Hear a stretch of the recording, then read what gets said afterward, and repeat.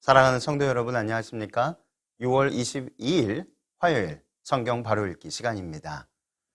오늘은 구원은 어떻게 시작되는가라는 주제로 함께 말씀을 살펴보도록 하겠습니다. 구원은 예수님을 영접하는 순간 시작됩니다. 누가복음 19장 9절입니다. 예수께서 이르시되 오늘 구원이 이 집에 이르렀으니 이 사람도 아브라함의 자손임이로다. 빌립보서 1장 6절입니다. 너희 속에 착한 일을 시작하신 이가 그리스도 예수의 날까지 이루실 줄을 우리가 확신하노라. 이 구원은 우리가 예수 그리스도를 믿기로 결심하는 순간, 다시 말해서 그분을 개인의 구주로 영접한 순간 우리에게 이르러 옵니다. 그리고 그것은 하나님께로부터 새로 거듭나는 경험에 의한 것입니다. 한 생명의 출생이란 언제든지 하나님의 창조로 말미암아 가능한 것입니다. 그리고 하나님의 창조는 언제나 말씀으로 인한 즉각적인 것입니다. 우리가 예수님을 믿는 순간 우리에게 새로운 마음이 부여됩니다. 그것은 창조주 하나님께서 하시는 일입니다. 왜 거듭나는 일이 즉각적이어야 할까요? 그것은 이리 새끼가 자라서 변화되면 양이 되는 것이 아니라 양으로 태어나야만 양으로 자라날 수 있기 때문입니다. 예수님은 요한복음 8장 44절에 너희는 너희 아비 마귀에게서 났으니 너희 아비의 욕심을 너희도 행하고자 하느니라 이렇게 말씀하셨습니다. 그러므로 우리는 하나님의 자녀가 되기 위하여 다시 태어나야만 하는 것입니다. 이것은 창조에 속하는 것으로서 즉각적인 것입니다. 그러므로 누구든지 예수님을 믿는 순간 하나님의 아들이 되는 것입니다. 지금 곧 구원받을 수 있다는 것입니다. 구원의 순서를 결정하는 일이 그렇게 쉬운 일은 아닙니다. 그러므로 구원의 순서는 아직도 어떤 교단에서도 여전히 통일되어 있지 않습니다. 그러나 구원이 하나님으로부터 시작되고 하나님에 의해 주도되며 거기에 인간의 응답이 필수적이라는 것에는 일반적으로 동의가 이루어져 있습니다. 물론 이런 입장에서 볼 때 예정론은 거부됩니다. 만일 구원론에서 인간의 응답을 제외한다면 인간의 죄와 멸망의 책임은 전적으로 하나님께로 돌아가게 될 것입니다. 구원이 하나님께로부터 시작되고 하나님에 의해 주도되며 인간이 여기에 응답함으로써 이루어진다는 성서적 대전제 아래 만들어진 것입니다.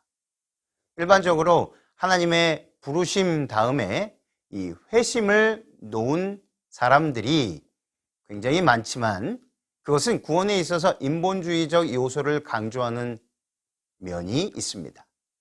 죄인인 인간이 하나님의 부르심에 응답하여 즉시 회심할 수 있습니까?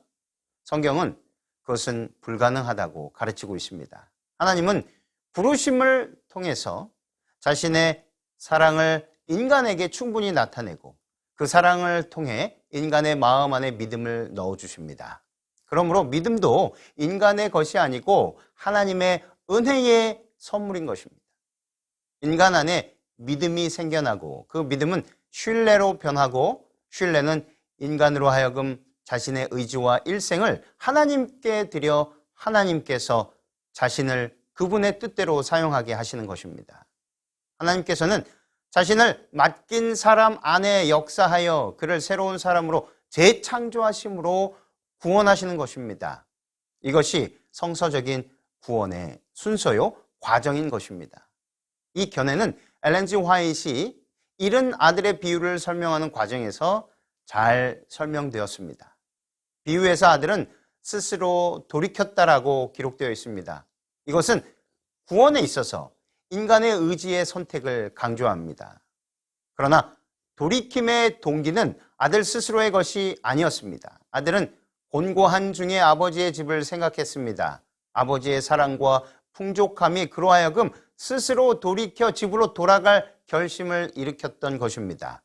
아버지의 사랑이 그를 이끌지 않았다면 그는 굶어 죽을지언정 집으로 돌아가지 않았을 것입니다. 실물교훈 202쪽에 탕자는 비록 가련한 처지에 있었으나 자기 아버지의 사랑을 확신함으로 소망을 찾게 되었다. 그를 집으로 이끌게 한 것은 곧 그 사랑이다. 이와 같이 죄인을 하나님께로 돌아오도록 권면하는 것은 곧 하나님의 사랑이 주는 보증이다. 이 순서는 단순한 학설이 아닙니다. 이것은 사람의 마음이 열리는 통로를 보여주고 있습니다. 우리는 이 사람의 의무를 강조하기 전에 하나님의 사랑을 강조해야 하며 믿음을 강요하기 전에 믿음을 넣어주도록 권고받고 있다는 사실을 잊지 말아야 하겠습니다. 이 구원의 시작은 하나님께서 우리를 부르심에서부터 시작된다는 것입니다. 창세기 3장 9절에 여호와 하나님이 아담을 부르시며 그에게 이르시되 내가 어디에 있느냐. 인간의 구원은 하나님이 인간을 찾으시는 것부터 시작됩니다. 범죄 후에 두려워 숨은 인간을 하나님이 찾아와 부르셨습니다. 요한복음 6장 65절에 또 가라사대 이러함으로 전에 너희에게 말하기를 내 아버지께서 오게 하여 주지 아니하시면 누구든지 내게 올 수 없다 하였노라 하시니라. 그러므로 구원의 과정을 시작하는 분은 하나님이요 인간이 아닙니다. 하나님께서는 분명히 약속하셨습니다. 나는 너를 잊지 아니할 것이라. 누가복음 15장의 비유들을 통해서 이 구원의 본질을 깨닫게 됩니다. 여기에서 먼저 양이 나옵니다. 자신이 잃어버린 바 된 것을 알지만 스스로 하나님께 돌아가지 못하는 사람을 비유합니다. 이스라엘 지역의 양들은 적은 초원을 찾아 항상 이동하기 때문에 무리를 떠나 길을 잃게 되면 목자가 찾아와 구해주지 않는 한 스스로는 다시 무리 가운데로 돌아가지 못합니다. 개와는 달리 양에게는 그런 능력이 없습니다. 예수님께서 비유로 말씀하신 잃은 양은 자신이 하나님께 떨어져 있는 것을 알면서도 고민과 부끄러움과 심한 시험 중에 빠져서 스스로 하나님께 돌아가는 길을 찾지 못하는 사람을 상징합니다. 비유 가운데 목자는 99마리의 양들을 보며 한 마리를 포기할 수도 있었습니다. 그리고 양을 찾아 나섰다가 실패하고 빈손으로 돌아올 수도 있었습니다. 그러나 예수님의 비유는 우리에게 넉넉한 위로와 소망을 가져다 줍니다. 목자는 찾도록 찾았다, 찾도록 찾아다녔다라고 4절에 그렇게 나옵니다.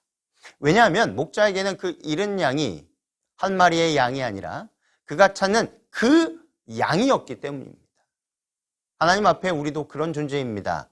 베네수엘라의 어느 아버지가 유괴당한 13살 된 아들을 위해 90만 불, 약 7억 원을 지불하였습니다.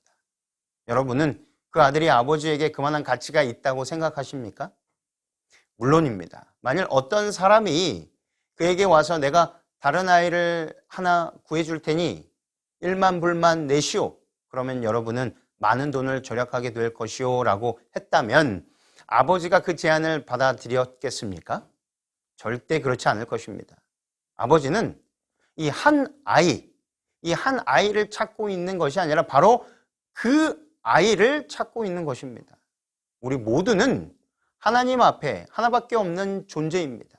우리는 우연히 이 세상에 태어나게 된 것이 아닙니다. 모든 생명은 하나님의 섭리와 계획 가운데서 출생하는 것입니다. 그러므로 다윗은 시편 139편 13절로 16절에 주께서 내 장부를 지으시며 나의 모태에서 나를 조직하셨나이다. 내가 주께 감사하옴은 나를 지으심이 신묘막직하심이라.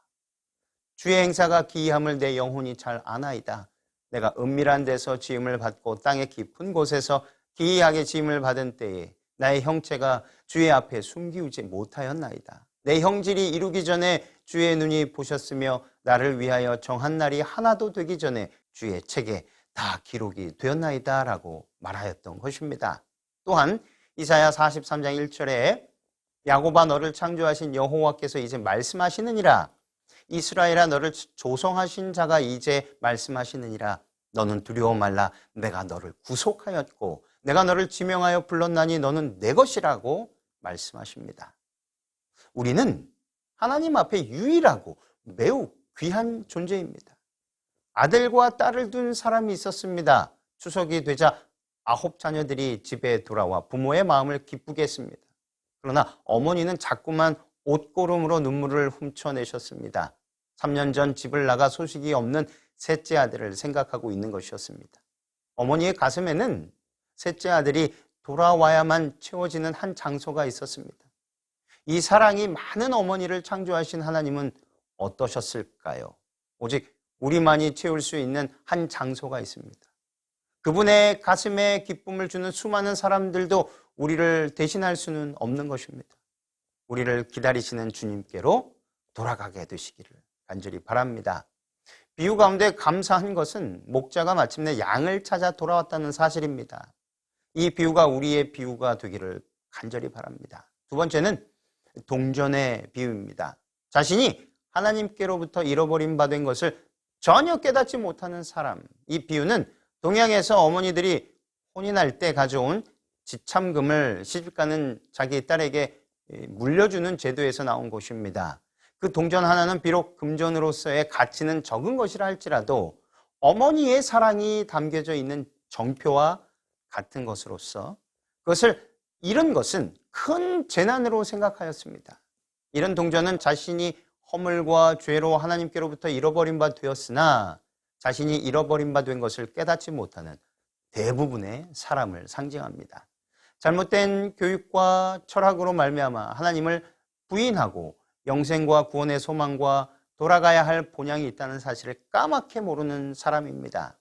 그러나 예수님께서는 이 비유를 통해 하나님께 전혀 무관심한 사람이라도 하나님은 그를 동정하시고 구원하고자 찾고 계신다는 것을 나타내셨습니다.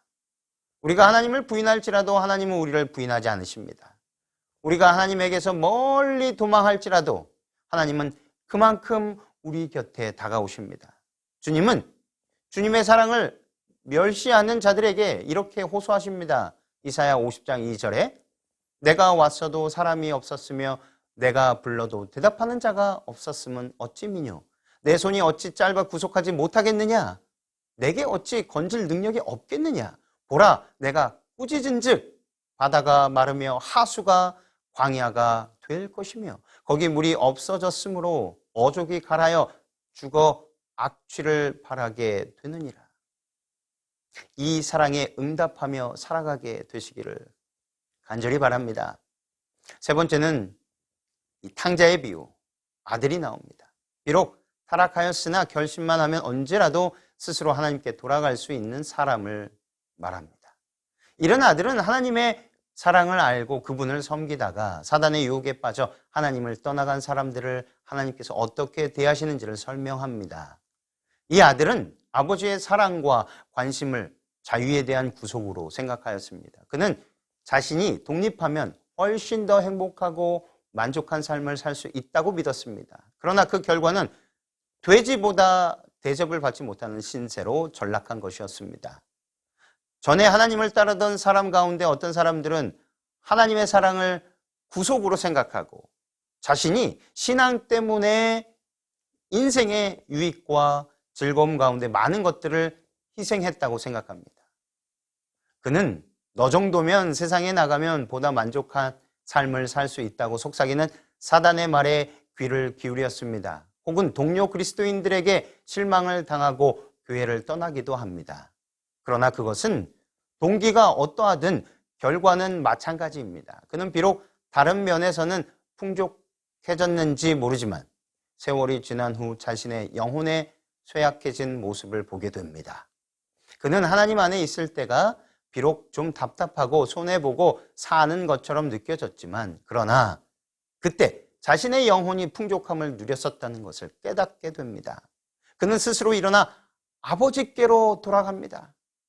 이 비유의 핵심은 아버지입니다. 아버지는 아들이 집을 나간 후 그 아들을 한시도 잊어본 적이 없습니다. 언제나 그 아들이 돌아올 것을 안 아버지는 매일 동구 밖에 나가 아들이 돌아오기를 기다렸습니다. 그리고 마침내 아들이 돌아왔을 때 아버지는 아들을 아직 거리가 먼데 알아보고 달려가 그를 환영합니다. 아버지는 아들의 잘못을 전혀 묻지 않으십니다.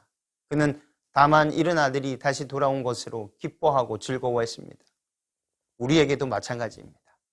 우리가 그 잃은 아들이라면 즉시 우리를 동구 밖에서 목마르게 기다리시는 아버지께로 돌아가야 하지 않겠습니까? 더 지체함으로 아버지의 기다림을 지치게 하지 말아야 되겠습니다. 비유에서 탕자가 거짓 신세를 면하고 옷이라도 깨끗한 것으로 바꿔 입고 돌아가려고 했다면 그는 결코 아버지께 돌아가지 못했을 것입니다. 무엇인가가 해결되기를 기다리지 말고 누더기를 걸친 그대로 돌아가야 합니다. 아버지는 부유한 분이시기 때문입니다. 그리고 모든 것을 품으시고 용서하시는 우리의 참 아버지 되시기 때문입니다. 하나님은 우리 모두를 사랑하십니다. 로마서 5장 8절에 우리가 아직 죄인 되었을 때에 그리스도께서 우리를 위하여 죽으심으로 하나님께서 우리에게 대한 자기의 사랑을 확증하셨느니라. 우리가 하나님을 모를 때, 우리가 아직 그분을 부인하고 있을 때 예수님께서 우리를 위해 죽으셨습니다. 이 세상에 우리를 위해 죽은 사람이 있습니다. 그리고 이제는 우리를 부르고 계십니다. 에스겔서 18장 31절로 32절에 너희는 범한 모든 죄악을 버리고 마음과 영을 새롭게 할지어다. 이스라엘 족속아, 너희가 어찌하여 죽고자 하느냐? 나 주 여호와가 말하노라. 죽는 자의 죽는 것은 내가 기뻐하지 아니하노니 너희는 스스로 돌이키고 살지니라. 이 부르심에 응답하게 되시기를 주님의 이름으로 간절히 기도합니다. 이 부르심의 의미는 바로 믿음과 승이라는 것입니다. 갈라디아서 2장 16절에 사람이 의롭게 되는 것은 율법의 행위에서 난 것이 아니요 오직 예수 그리스도를 믿음으로 말미암는 줄 아는 거로 우리도 그리스도 예수를 믿나니 이는 우리가 율법의 행위에서 아니고 그리스도를 믿음으로써 의롭다 함을 얻으려 함이라. 율법의 행위로서는 의롭다 함을 얻을 육체가 없느니라. 로마서 8장 7절에 육신의 생각은 하나님과 원수가 되나니 이는 하나님의 법에 굴복지 아니할 뿐 아니라 할 수도 없습니다. 로마서 10장 17절 그러므로 믿음은 들음에서 나며 들음은 그리스도의 말씀으로 말미암았느니라. 하나님의 부르심에 대한 인간의 첫 번째 응답이 바로 믿음입니다. 구원받기 위하여 믿어야 합니다. 어떤 사람은 나는 안 믿어진다고 말합니다. 옳은 말입니다. 믿음도 하나님께서 우리에게 주시는 하나님의 은혜의 선물이기 때문입니다. 어떤 사람이 자기 집에서 불길이 치솟는 것을 보고 달려갔을 때 6살 난 그의 아들이 2층 창밖에서 살려달라고 소리를 치고 있었습니다. 1층에는 이미 불길이 번져 집 안으로 들어갈 수가 없었습니다. 아버지는 아들에게 내가 받을 테니 뛰어내리라고 소리쳤습니다. 그러나 아들은 밑을 내려다보고는 망설이고 있었습니다. 얘야, 아빠는 힘이 세지? 하고 소리쳤습니다. 아들은 고개를 끄덕였습니다. 너 전에 담 위에서 뛰어내릴 때도 아빠가 여러 번 받아주었지? 너 그때 어디 다친 적 있니? 아니요. 그러면 눈을 꼭 감고 뛰어내리라. 아빠가 책임지마. 아들은 마침내 뛰어내렸고 무사했습니다. 이 아들이 뛰어내린 것은 아버지를 믿었기 때문이었습니다. 그러나 그 믿음은 아버지가 그 아들에게 넣어준 것입니다. 그러므로 우리가 믿기 위해서는 들어야 하고 듣기 위해서는 성경을 부지런히 연구해야 합니다. 그러면 우리 안에 믿음이 생기고 자라나게 되는 것입니다. 하나님이 살아계시다는 것을 참으로 믿는 것입니다. 히브리서 11장 6절에 믿음이 없이는 기쁘시기 못하나니 하나님께 나아가는 자는 반드시 그가 계신 것과 또한 그가 자기를 찾는 자들에게 상 주시는 이심을 믿어야 할지니라. 첫째, 하나님이 계신 것을 믿어야 합니다. 왜냐하면 존재하지 않는 분을 믿을 수 없기 때문입니다. 하나님을 따르는 자들에게는 상급이 약속되어 있습니다. 우리는 이것을 믿어야 합니다. 우리는 믿음으로 인하여 조금도 손해보지 않습니다. 예수님은 마태복음 6장 33절에 너희는 먼저 그의 나라와 그의 의를 구하라. 그리하면 이 모든 것을 너희에게 더하시리라고 보증하셨습니다. 예수님의 제자들은 부르심을 받았을 때에 하나같이 모든 것을 버리고 예수님을 따랐습니다. 후일 베드로가 보소서 우리가 모든 것을 버리고 주를 쫓아싸우니 그런즉 우리가 무엇을 얻으리까? 라고 질문하였을 때 예수님은 마태복음 19장 27절 29절에 이렇게 대답하셨습니다. 내가 진실로 너희에게 이르노니 세상이 새롭게 되어 인자가 자기 영광의 보좌에 앉을 때에 나를 쫓는 너희도 12보좌에 앉아 이스라엘 12지파를 심판하리라. 또 내 이름을 위하여 집이나 형제나 자매나 부모나 자식이나 전토를 벌인 자마다 여러 배를 받고 또 영생을 상속하리라 라고 말씀하셨습니다. 요한복음 20장 31절에 오직 이것을 기록함은 너희로 예수께서 하나님의 아들 그리스도이심을 믿게 하려 함이요 또 너희로 믿고 그 이름을 힘입어 생명을 얻게 하려 함이니라. 요한복음 3장 16절 하나님이 세상을 이처럼 사랑하사 독생자를 주셨으니 이는 저를 믿는 자마다 멸망치 않고 영생을 얻게 하려 하심이니라. 하나님이 우리를 사랑하신다는 사실을 믿어야 합니다. 어떻게 우리를 사랑하셨습니까? 로마서 5장 8절 우리가 아직 죄인 되었을 때에 그리스도께서 우리를 위하여 죽으심으로 하나님께서 우리에게 대한 자기의 사랑을 확증하셨느니라. 우리가 아직 죄인 되었을 때에 이 얼마나 감격스러운 말씀입니까? 십자가는 하나님께서 우리를 사랑하신다는 증표입니다. 믿음은 모험이 아니라 보증입니다. 믿는 자는 영생을 보증받게 되는 것입니다. 믿음은 바라는 것들의 실상이요 보지 못하는 것들의 증거입니다. 히브리서 11장 1절 2절에 믿음은 바라는 것들의 실상이요 보지 못하는 것들의 증거니 선진들이 이로써 증거들을 얻었느니라. 바라는 것들이나 보지 못하는 것들은 같은 것으로서 예수님이 오실 때 주시기로 약속된 하늘과 영생과 구원에 대한 상속권을 가리킵니다. 실상이란 이 헬라어로 후포스타시스, 이 후포스타시스인데 이것은 고대 법정에서 개인의 재산의 소유권을 인정하는 법적인 용어로 쓰이던 말인데 등기 문서를 가리킵니다. 증거란 확신으로도 번역할 수 있습니다. 즉 다시 말해 믿음은 바라는 것을 지금 소유하게 하고 등기 문서를 가지고 있으므로 보지 못한 것을 지금 마치 보는 것처럼 확신하게 하는 것입니다. 지금 우리 앞에 도토리가 한 개 있다고 가정해 보면 보통 사람은 한 개의 도토리를 보고 있지만 믿음을 가진 사람은 그 한 개의 도토리 속에서 한 그루의 도토리 나무를 보고 있는 사람입니다.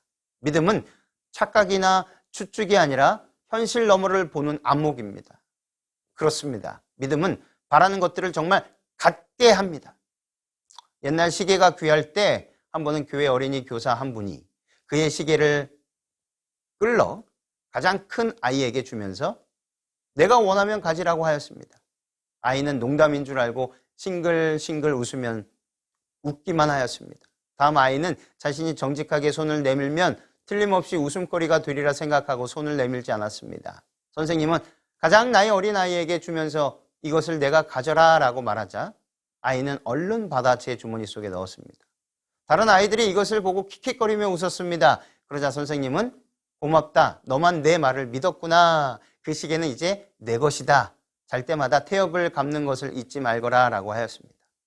그제서야 아이들은 선생님 참말로 주는 겁니까? 아주 가져도 되는 겁니까? 라고 물었습니다. 선생님이 그렇다고 대답하자 아이들은 나도 그렇다면 내가 가질 걸 이렇게 말하였고 모두 애석해 하였습니다.